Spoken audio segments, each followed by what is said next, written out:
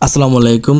সবাই নিশ্চয়ই ভালো আছেন, কিন্তু আমরা সিলেটবাসী মোটেই ভালো নয়। আমাদের সিলেটের অবস্থা ভয়াবহ। আমি এখন রয়েছি বিশ্বনাথ উপজেলার জগৎপুর গ্রামে। জগৎপুর গ্রামের দৃশ্য আমি আপনাদেরকে দেখাতে চাই। জগৎপুর গ্রামের চলাচলের রাস্তা বন্যার পানিতে ভেসে যাচ্ছে, ঘরবাড়ি এবং অনেক মানুষ এখনও আশ্রয় কেন্দ্রে গিয়েছে। জগৎপুরে বেশ কয়েকটি পরিবার জগৎপুর নিয়ামতপুর সরকারি প্রাথমিক বিদ্যালয় আশ্রয় কেন্দ্রে কিন্তু অনেকেই উঠে গেছেন এবং তারা সেখানে বসবাস করছেন।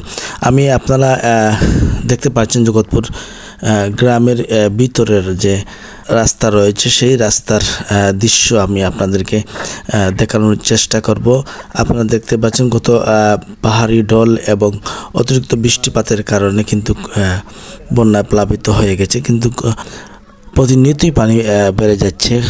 সবার বাড়িঘরে কিন্তু পানি উঠে গেছে। আপনারা যে দৃশ্য দেখতে পাচ্ছেন, আপনারা দেখেন গ্রামের প্রধান সড়ক, যে সড়ক দিয়ে মানুষ যাতায়াত করে, সেই সড়কের পরিস্থিতি আপনারা দেখতে পাচ্ছেন। আপনাদের যদি ভিডিওটি ভালো লাগে এবং আপনারা একটু লাইক শেয়ার কমেন্ট করে দিবে, এবং যারা বানবাসী মানুষ বন্যার জলে বেশে আশ্রয় কেন্দ্রে উঠেছে জগৎপুর সরকারি প্রাথমিক বিদ্যালয়, সেখানে 4-5টা পরিবার এখন পর্যন্ত কিন্তু তারা এখানে আশ্রয় নিয়েছে। তবে যত সময় যাচ্ছে ততই কিন্তু পানি বাড়তে শুরু করেছে। অনেকেই কিন্তু ঘরের ভিতরে কিন্তু পানি প্রবেশ করেছে, তারপরেও তারা ঘরের ভিতরে রয়ে গেছে। তবে যেভাবে গতকাল থেকে পানি বাড়ছে, কিন্তু সেভাবে যদি পানি বাড়তে থাকে তাহলে যারা বাড়িতে বসবাস করছে তারা কিন্তু বাড়িতে বসবাস করতে পারবে না। তারা আস্তে আস্তে কিন্তু আশ্রয়কেন্দ্র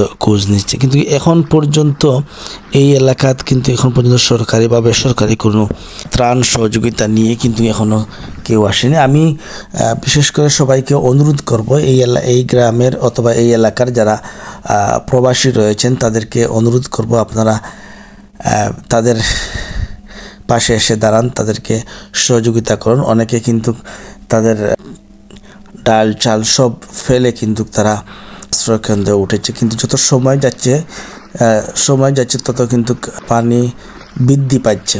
কারণ এদিকেই ভারতে কিন্তু অতিরিক্ত বৃষ্টিপাত দেওয়ার কারণে কিন্তু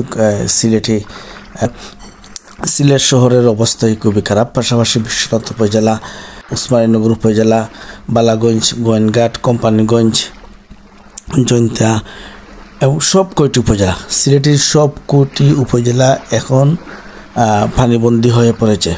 আপনাদের সুবিধার্থে আমি দেখাতে চাই, আমি বিশেষ করে জগৎপুর গ্রামের প্রধান সড়কের দৃশ্য আমি আপনাদেরকে দেখাচ্ছি। গতকালকে কিন্তু এতটুক পানি ছিল না, কিন্তু গত রাত্রেই বৃদ্ধি পাইছে। নদীর পানি কিন্তু প্রতিনিয়তই প্রবেশ করছে। নদীর পানি প্রবেশ করার কারণে বিভিন্ন দিক দিয়ে, এদিকে আপনার কজাকাবাজ, মাঝেরগাঁও, নিয়ামতপুর, বিভিন্ন দিক দিয়ে কিন্তু নদীর পানি প্রবেশ করার কারণে কিন্তু প্রতিনিয়ত বৃদ্ধি পাচ্ছে। তবে বৃষ্টিপাত গত দিন থেকে কিন্তু বৃষ্টিপাত খুবই কম হয়েছে। কম থাকলেও কিন্তু পানি প্রতিনিয়ত বৃদ্ধি। আপনারা দেখতে পাচ্ছেন কীভাবে জগৎপুরের দিকে নদী দিয়ে পানি প্রবেশ করে, বাড়ির ভিতর দিয়ে পানি প্রবেশ করে, এদিকে পানি প্রবেশ করছে। তবে যে পরিস্থিতি দেখা যাচ্ছে, তবে এই পরিস্থিতিতে কিন্তু যত সময় যাচ্ছে কিন্তু পানি বৃদ্ধি পাবে এবং পানি বৃদ্ধি পাচ্ছে। তবে বৃষ্টিপাত না থাকার কারণে কিন্তু হয়তো কিছুটা বৃষ্টিপাত হলে কিন্তু আরও প্রচুর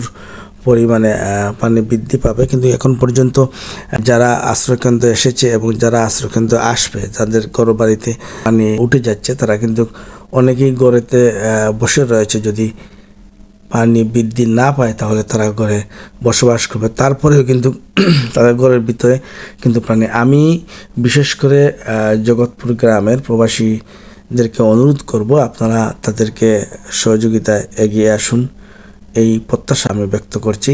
আপনাদেরকে জানিয়ে রাখি, গত কয়েকদিন থেকে পাহাড়ি ঢল এবং অতিরিক্ত বৃষ্টিপাতের কারণে কিন্তু সিলেটের সব কয়টি উপজেলা প্লাবিত হয়েছে। কিন্তু এখন গোয়েনঘাট, কোম্পানিগঞ্জ ছাড়াও এখন বিশ্বনাথ সহ বেশ সব কয়টি উপজেলায় পানি কিন্তু বৃদ্ধি পাচ্ছে। তবে গতকাল থেকে কিছুটা শহরের পানি কমছে। তবে দুর্ভোগের শেষ নেই, কারণ এই আপনারা দেখতে পাচ্ছেন এই রাস্তাঘাট দিয়ে মানুষ কীভাবে চলাফেরা করবে, মানুষ চলাফেরা করতে পারছেন না, বিদায় মানুষ অনেক দুর্ভোগ পোয়াতে আছে। পাশাপাশি গবাদি পশু, হাঁস মুরগ নিয়েই অনেকে বিপাকে রয়েছেন। যারা পানিবন্দী হয়ে রয়েছেন তাদেরকে সহযোগিতা করার জন্য আমি বিশেষভাবে এই এলাকার প্রবাসীদেরকে অনুরোধ করছি। আপনাদের যদি এই ভিডিওটি ভালো লাগে তাহলে লাইক, শেয়ার, কমেন্ট করে এবং ফলো দিয়ে আমাদেরকে সাথে থাকবেন। প্রতিনিয়ত কিন্তু আপডেট পানি খবর পেতে আপনারা সঙ্গে থাকুন আমাদের এই পেজে। ধন্যবাদ সবাইকে। আসসালামু আলাইকুম।